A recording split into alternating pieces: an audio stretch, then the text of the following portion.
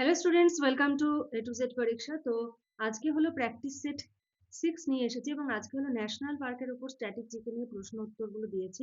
তোমাদের কতটা তৈরি ন্যাশনাল পার্কের সমস্ত ডিটেলস আজকের ক্লাসটা করতে পারলে অনেকটা তোমরা বুঝতে পারবে যে পড়াটা কতটা কমপ্লিট হয়েছে।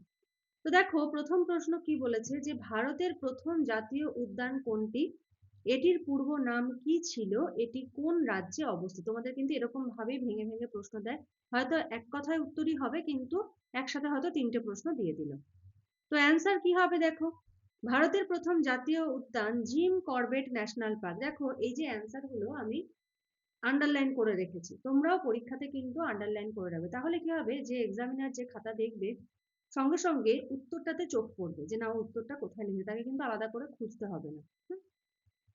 জিম করবেট ন্যাশনাল পার্কের পূর্ব নাম হেইলি ন্যাশনাল পার্ক। আর এরকমই সেন্টেন্স করে প্রত্যেকটা সেন্টেন্স করে লিখবে, শুধু প্রথমটা লিখে দিলে জিম করবেট তারপর লিখলে হেইলি, এরকম কিন্তু করবে না, এক প্রশ্ন ধরে কিন্তু উত্তর লিখবে।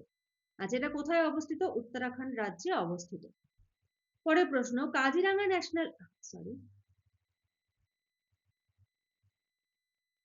ন্যাশনাল পার্ক কোন রাজ্যে অবস্থিত, এটি কোন বিলুপ্তপ্রায় প্রাণীর জন্য বিখ্যাত?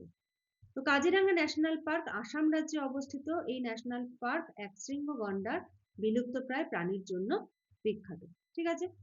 এশিয়াটিক সিংহ একমাত্র কোন ন্যাশনাল পার্কে দেখা যায়, এটি কোন রাজ্যে অবস্থিত? এশিয়াটিক সিংহ, ঠিক আছে, এটা একমাত্র কোথায় দেখা যাচ্ছে? গির ন্যাশনাল পার্কে এটা কিন্তু অবস্থিত।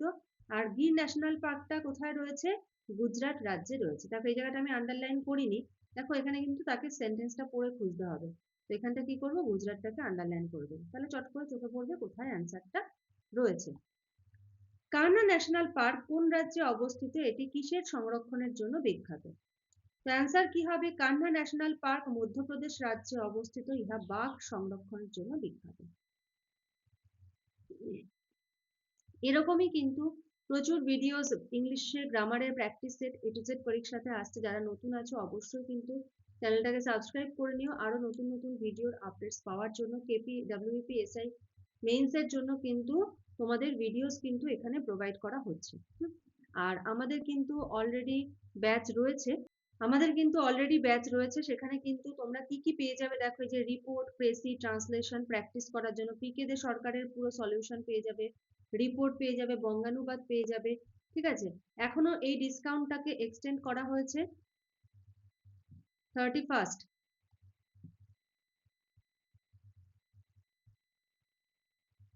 31 জানুয়ারি পর্যন্ত ডিসকাউন্টটাকে এক্সটেন্ড করা হয়েছে। সমস্ত টপিকের উপর, ইম্পর্টেন্ট টপিকের উপর পেয়ে যাবে ডেসক্রিপটিভ জিএস এর নোট, এরকম ভাবে কিন্তু তোমরা পেয়ে যাবে, প্র্যাকটিস করতে পারবে। ঠিক আছে, চলো পরের প্রশ্ন দেখো কি বলেছে। বলেছে স্যাডল পিক ন্যাশনাল পার্ক কোথায় অবস্থিত? Saddle peak national park Andaman Nicobar দ্বীপপুঞ্জে অবস্থিত। Next, valley of flower national park কোন রাজ্যে অবস্থিত? এটা কিন্তু খুব ইম্পর্টেন্ট। ঠিক আছে, তো অ্যান্সার কি হবে?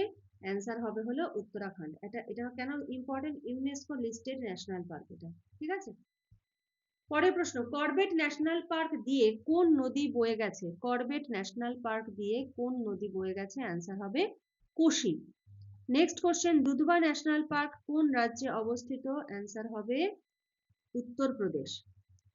বিশ্বের মধ্যে একমাত্র ভাসমান জাতীয় উদ্যান কোনটি? এটি কোন রাজ্যে অবস্থিত? এটি কোন প্রাণীর জন্য বিখ্যাত? ঠিক আছে, এই প্রশ্নটা কিন্তু খুব ইম্পর্টেন্ট। ঠিক আছে, খুব ইম্পর্টেন্ট প্রশ্ন। দেখো অ্যান্সার কি হবে, বিশ্বের মধ্যে একমাত্র ভাসমান জাতীয় উদ্যান কেইবুল লামজো ন্যাশনাল পার্ক। ঠিক আছে, কেইবুল লামজো ন্যাশনাল পার্ক, এই ন্যাশনাল পার্ক কোথায় অবস্থিত? মণিপুর রাজ্যে অবস্থিত। এই ন্যাশনাল পার্ক সাংগাই হরিণের জন্য বিখ্যাত। ঠিক আছে, সাংগাই ডিনার বলছি, সাংগাই ডিয়ারের জন্য বিখ্যাত।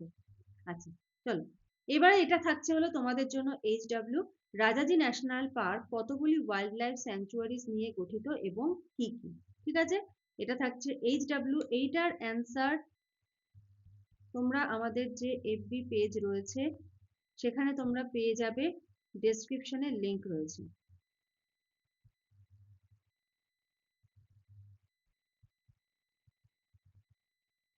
ঠিক আছে, আর কমেন্ট যারা পারবে তারা কমেন্ট করবে, কমেন্ট করে জানাবে, আর যারা পারবে না তারা এখানে গিয়ে কিন্তু তোমরা দেখে নিতে পারো, ঠিক আছে? তো চলো আজকের মতো শেষ করছি, নেক্সট ক্লাসে আবার কিছু প্রশ্ন নিয়ে চলে আসবো, আজকের মতো এইটুকুই। Thank you.